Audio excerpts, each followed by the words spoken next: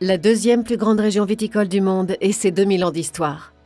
Sur une de ses parties les plus méridionales, au relief accidenté, l'appellation Cadillac-Côte de Bordeaux. Une viticulture à échelle humaine pour des vins authentiques, charmeurs. Bordeaux est à 35 km. Le village ici s'appelle Capian, où s'étendent 82 hectares dont 66 de vignes, entièrement dédiés aux vins biologiques. Le nom de la propriété ? Château-Siau. Jusqu'à 100 mètres au-dessus du niveau de la mer. Terroir d'argile et de grave. Exposition sud-sud-est au haut des coteaux. Soleil et drainage naturel des sols. Cet ancien pavillon de chasse du duc d'Épernon, qui connut Montaigne, servit Henri III et Henri IV et fut redouté de Richelieu, a pris le nom des Suaux qui l'ont acquis sous Louis XIV. Il a ensuite fait rêver un consul des États-Unis, un gouverneur de l'île de la Réunion, vice-président de la Société d'agriculture. Il est entouré de forêts ou de haies, équilibre du sauvage et du cultivé. L'hiver s'achève et avec lui la taille, long processus qui s'est étendu sur 3 mois. La qualité et la quantité de la récolte se jouent ici. La taille est un métier qui demande tout le savoir-faire et la concentration de nos équipes. Vient ensuite la descente des bois, puis l'étape du pliage. On plie la branche fruitière sur le fil de fer. On lie le sarment de vigne sur le palissage. L'hiver est bientôt achevé. L'aventure a déjà commencé.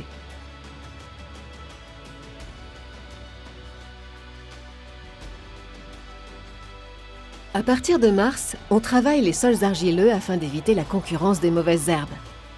On nettoie mécaniquement entre les rangs afin de les aérer. Ceci demande davantage de labeur en peu de temps pour travailler les sols dans de bonnes conditions. Car en démarche biologique, les conditions météorologiques jouent un rôle primordial. Observation et précision des gestes. Être un vignoble biologique impose de choisir le couvert végétal pour le décompactage des sols et une fertilisation idéale. La propriété a entamé sa conversion en agriculture biologique en 2008 et a été entièrement convertie en 2014. Pendant ces quelques années, nous avons dû changer totalement notre façon de travailler. Le sol est devenu l'élément essentiel pour une bonne vitalité et un bon équilibre du vignoble. Par exemple, il est impératif de ne pas tasser le sol avec des tracteurs quand il pleut pour ne pas risquer de l'asphyxier. Nous désherbons mécaniquement entre les pieds de vigne. Cela remue la terre, ce qui génère une bonne aération, idéale pour le développement des micro-organismes et des vers de terre.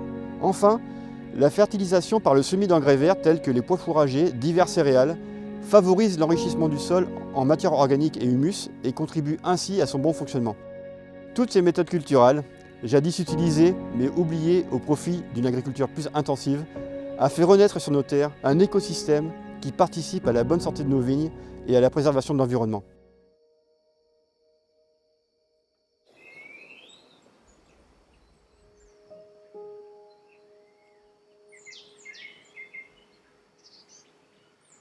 C'est le printemps. Après les sols, c'est au tour de la plante d'être entretenue.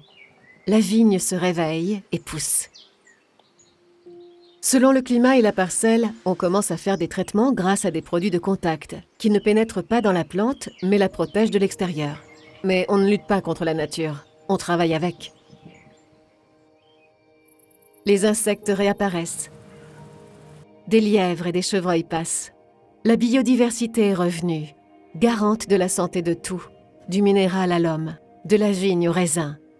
En 2008, c'est d'abord pour la santé des vignerons que l'on a initié une grande conversion. Château-Siau est devenu bio.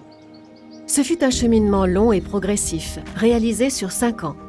Il a fallu apprendre de nouvelles méthodes et laisser le temps aux vignes de s'adapter. Performance du matériel, patience et compétence des hommes et des femmes de Siau qui remplacent désormais l'usage systématique de produits chimiques pour le bonheur de nos sols, de nos équipes, de nos vins et de nos clients. D'autres travaux, encore plus précis, encore plus minutieux, commencent en avril. On élimine les pousses inutiles sur le tronc. Cela s'appelle l'épamprage.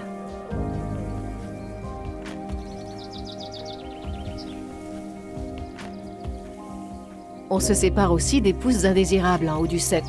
Cela s'appelle l'ébourgeonnage. On fait tout cela avec passion, avec comme seul objectif la qualité de nos raisins.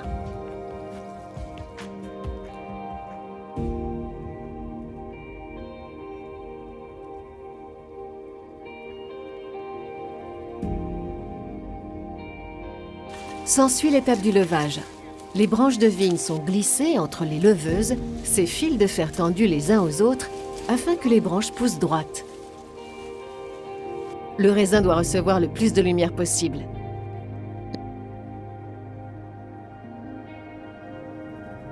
La pleine floraison a lieu en juin. Nous sommes à 100 jours des vendanges. Cette période est déterminante pour l'homogénéité de la maturité des raisins.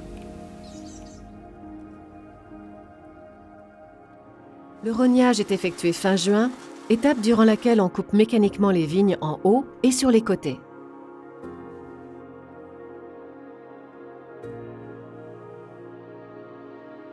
L'été rime avec véraison. La maturation commence. À mi-véraison, on est à 40 jours des vendanges. En culture biologique, il faut préserver le raisin de l'humidité tout au long de son cycle végétatif. On poudre à l'argile afin de le protéger. Les conditions météorologiques sont déterminantes sur le rythme de ce poudrage. Cette agriculture durable développe la fertilité de son bien le plus précieux, son terroir.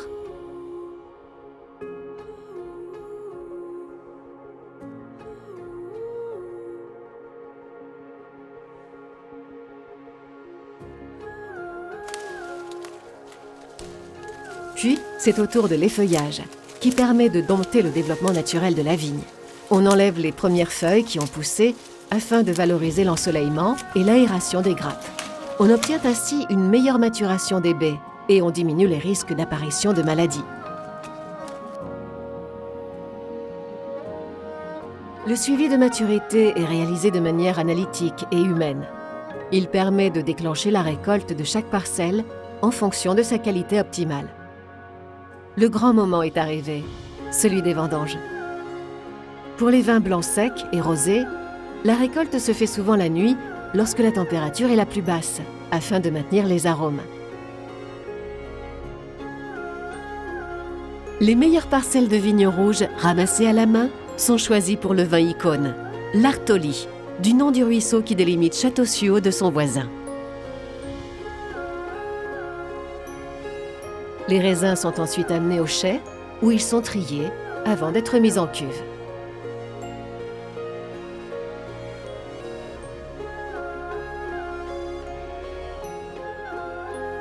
Les sucres deviennent alcool durant la fermentation.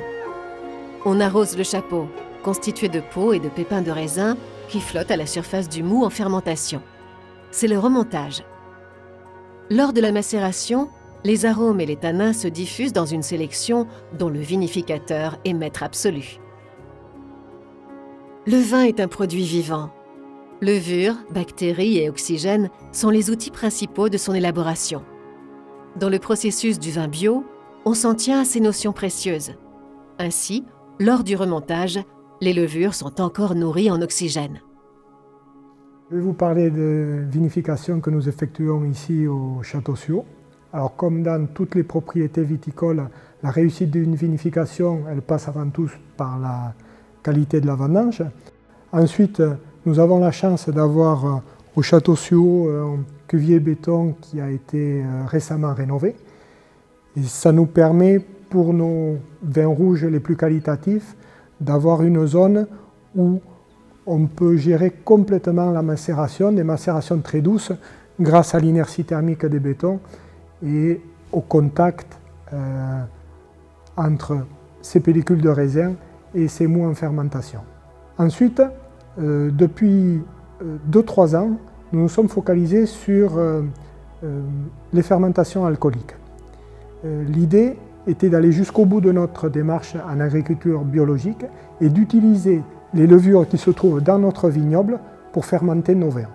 Pour cela, nous vendangeons quelques raisins une semaine avant la récolte et nous préparons un levain.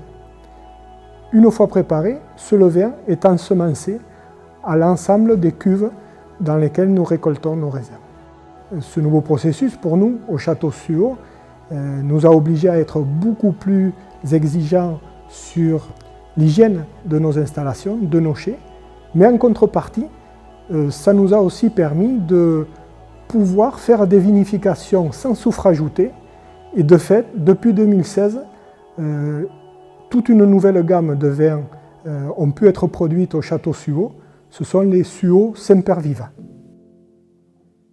Le dernier grand geste consiste à écouler le vin de la cuve de fermentation pour le séparer du marc. Après ce décuvage, le marc pourra être pressé.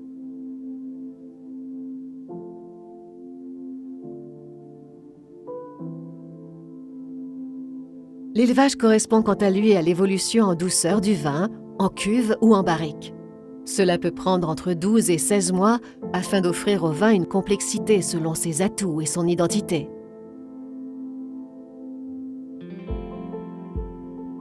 Lors du soutirage, on élimine les dépôts du vin pendant son transfert d'une barrique vers une autre. C'est un affinage du vin qui a pour fonction de séparer le vin clair de ses impuretés. Enfin, pour que notre vin soit certifié bio, il doit être conforme au règlement européen de l'agriculture biologique. Ce cahier des charges particulièrement exigeant est un véritable défi que seuls les passionnés relèvent. Vin bio, parce que la vinification s'interdit tout processus dénaturant, limite l'essentiel des auxiliaires œnologiques, des additifs et des procédés physiques. Arrive enfin l'assemblage, durant lequel les équipes de notre œnologue Michel Roland couronnent le résultat du travail des maîtres d'exploitation et des spécialistes du domaine. Ils assemblent les différentes cuves, de chaque cépage, de chaque parcelle, pour en trouver le parfait équilibre.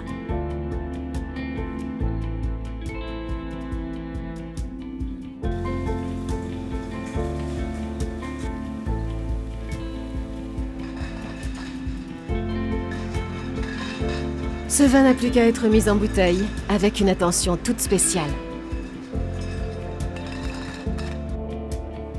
Conditionné avec la surveillance due au petit trésor, puis expédié aux 4 coins du monde.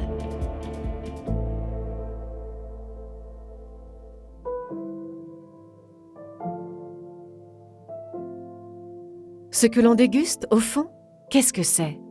La terre, le soleil, la pluie. Un fruit qui a séduit depuis la nuit des temps.